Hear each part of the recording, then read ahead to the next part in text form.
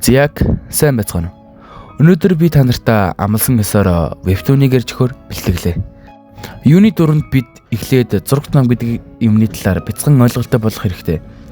За, зурагт нам гэдэг нь дэлхийн өнцөг булан бүрт өөрөөр хэвлэгддэг, нэрлэгддэг ба Японд манга, Хятадд манхва, Солонгос вебтун, Европын орнуудад комик гэх мэт.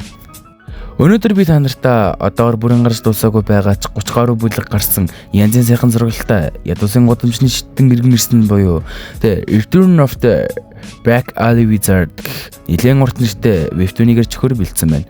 За тэгээд олон юм наршаад явах уу? Шууд бичлэгэндээ орцгоё. За, вебтуун маань нэг нь олоо. Тэр өдөр тэнгэр дээгүр нэгэн Ваверн эрэлтэн нисэж байлаа. Хинээс ч илүү эрх чөлөөтэйгөр. Тэр л миний агуу шидийн удмын Деклан гэр бүлийн асуудал шийдэгчээс тэтгэврт гарахаар шийдсэн ганцхан шалтгаан байсан юм. Үзэгдэл солигдоход нэгэн үйл бүгнэрсэн харанхуй газар нэгэн залуу өөр нэг залууг боож байгаагаар өрнөх бөгөөд мань боож байгаа залуу бол манай вебтуны голдуур Астер. Тэрээр Деклан гэх гэр бүлийн асуудал шийдэгч. Мань боолгуулж байгаа залууч Астер танд дугаар нэг чи өөрийнхөө хүчээ нууж байжээ. Энэ бол жирийн асуудал шийдэгчд байхаар хүч биш гэхэд мань Астер асуулт асуух хүн нь би гэд халаасаас нэг ном гаргаж ирээд энэ шидийн ном юм уу гэд боолгож байгаа залууч тийм ээ чи үнэхээр л ганц анч нохойг барих гэж бид ингэж олуулаа ирэнгэж бодоогүй бидтэй гэхэд мань Астерч мэдээж та нар шиг Декланыхан бол нохон сөрөг шиг л цугларах биз.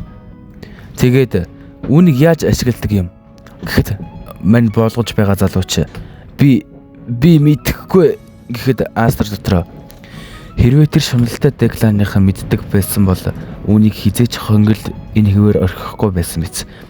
Яаж ашигладаг юм мэдэхгүй ч энэ хүртэл хөөн ирсэн гэхээр тийм л үнэтэй үд гэсэн үг үү гэд бодож байхад нөгөө залууч шинэ номоо өгчих гэд даурахад мань Астерч уурлаад за тэгвэл сүүлийн үг гэд яг алах гэж байхад Астерт нэгэн хурц аимшигт авраа мэдрэгдэх ба тэр аврааны эзэн ч Монгол сөөнтэй юм гэж тэнцэд татаа байна.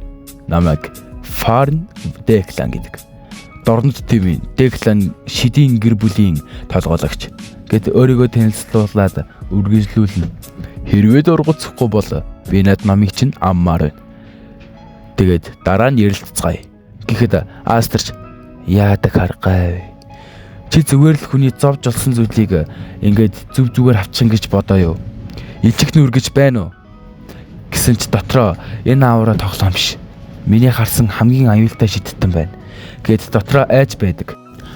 Аврааны эзэн ч чамайг олоод шидийн номыг авах нь амархан боловч шууд ярианд оръё. Декланы доловчон доор буцаад ир. Номыг өгвөл би чиний хийсэн бүх юмыг хараагүй өнгөрье. Чиний авьяас чадвар гайхалтай юм. Декланд эргээд ир. Гэхдээ номыг буцаад чихэл хэрэгтэй дээ. Гэхэд мань Астерч болж байна. Гэхдээ надад толгойлогчийн судлаг өгвөл бодож үзье. Гэхэд мань Декланч уурлах ба мань Астер нэрээ тулааныг минь харсан гэлүү.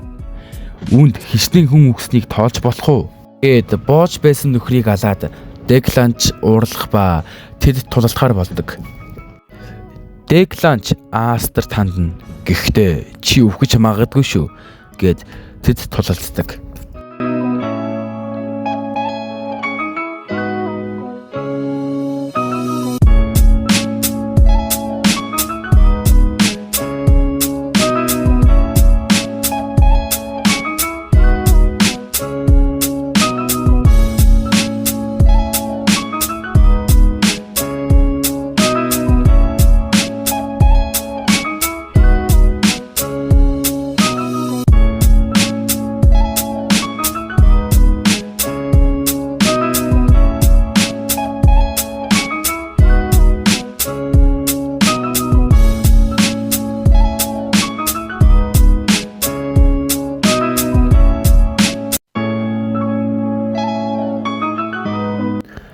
Астерч ялагдаад чи үнэхээр хүчтэй юм гэхэд Астер дутуу өргөсөн яриагаа үргэлжлүүл ямар вэ гэд тэр хоёр ярилцах ба бид Астерийг авьяастай болохоор Деклан Бонийн буюу Дорнод цэвийн хамгийн нэр хүндтэй шидийн хүчээрээ Декланийнхэнтэй дүүцгүүлэх хүчтэй гэр бүлийн толгойлж болмоор байгааг олж мэддэг. Декланч чи өөрийнхөө үн цэрийг дутуу үнэлж байна. Би чамайг хүсэж байна. Бас номыг гэхэд Астер яг номоо өгөх гэж байгаа юм шиг болоод номыг өөрийн шидээ шатаачдаг. Шатаж буй номыг хараад Деклан уурлах ба Астерч яасан бэ? Авалтай.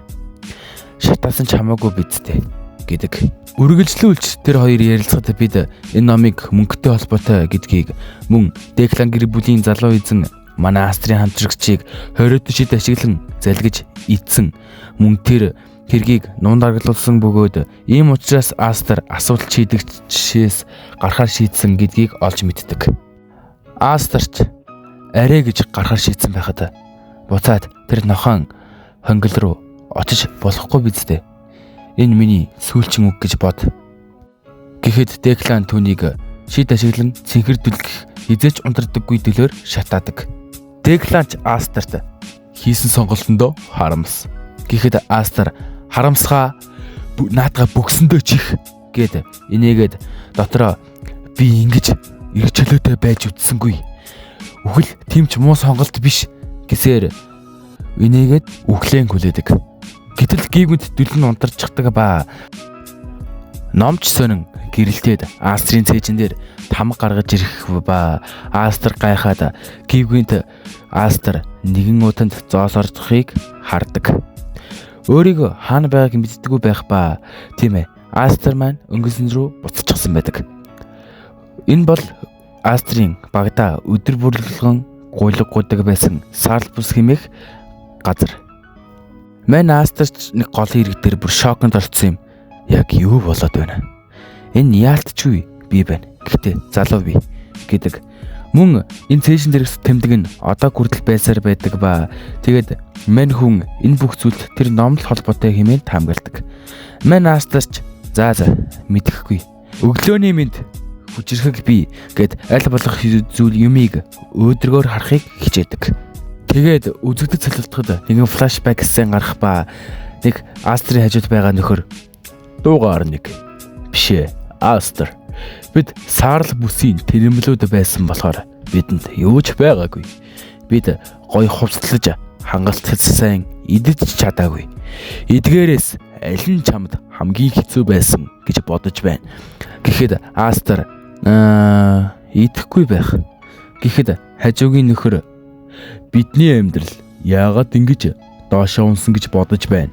Гэхэд Астер надад бол зүгээр л санагддаг шээ. Гэхэд мэн залуугийн хар зур байгаад бид хэрвээ боловсрал эзэмшсэн бол тэр язгууртан новчнуудад боослогдохгүй байсан. Гэд хэрвээ бид асуудал шийдэгчээс тэдвэгт гарч чадах юм бол би номын сан барина гэсэн гээд мэн Астерч инээдэг. Тэгээд мань хүн үргэлжлүүлээд сонин юм яриад сонин царай гаргаад илэрч байх үед за ирээдүйн л асуудал гээд сууж байхад Астрийн нүүрэн дээр нэгэн хөл орж ирээд түүнийг хачин бортол нь өшгөлчихдөг. Өшгөлсөн хөлний эзэн ч муу новшоо чи чамайг зөндөө хайлаа үхмээр байна уу гээд мань хүнийг зогсоож байгаагүй өгч өсөөр л байдаг. Мэн Астерч уурлаад чи сая намайг 7 удаа өшгөлсөн 10 дахин эргүүлээд өгье гээд нөгөө гарыг яг цохих гэхэд мань хүний бугуун мултарчихдаг. Мань хүн ч шок. Ядаж байхад нөгөө залуугаас хариу санаа орж ирдэг. Мань хүн Астер үргэлжлүүлж өшгөлүүлнэ. Астерч өвдөж байна. Өвдөж байна. Гэхдээ биес минь илүү сэтгэл минь л өвдөж байна гэдэг. Өшгөлж байгаа залууч чулуун талтраа гол руу унахад мань хүн ч энийг ашиглан ухрах бөгөөд нөгөө залууч хаашаа зүхтэн гэж бодов гэхэд мань Астер энэ бол зүхталт биш. Ухралт царайч нь санаад авчихъя гэд явдаг.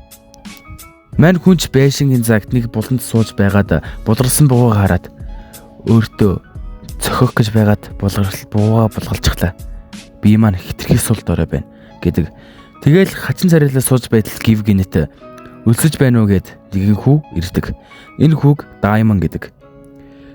Мэн Астер шууд тус тусын замаараа явъя гэд нэг өсөнд соёлтойгоор эндээс зайл гэдэг.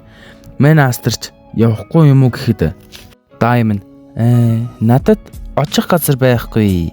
Чамтай хамт явна гэхэд Астер уурладаг. Diamond Астерийн гарыг хэлснэ. Хөөх, чиний гар чин өвдөж гэж би идгээгээд үгүй гэд шид ашиглан идгээдэг. Мэн Астерч арай энэ чин Баландор гэх гэр бүлийн нуус техник идгээх гэрлүү гэд гайхаж өрхдөг. Мэн Астерч Diamond-ыг дуудангуудаа гинэт новш гэж санджглаа. Баландор удамынх мөртлөө хоёр өөрөнгө нүдтэй нэгэн. Баландорын мангас алаадч өгдөггүй галзуу нэгэн. Diamond Баландор гэд хөшин орхидог. Үзэгдэл солигдоход Мэн Астер асуудал шийдэгч байхдаа Деклан гэр бүлийн тушаалаар Баландор гэр бүл рүү явж байгааг харуулдаг ба тэр үед л Астер маань инээнгэ хүн алж байгаа Diamond-ыг харсныг бид мэддэг.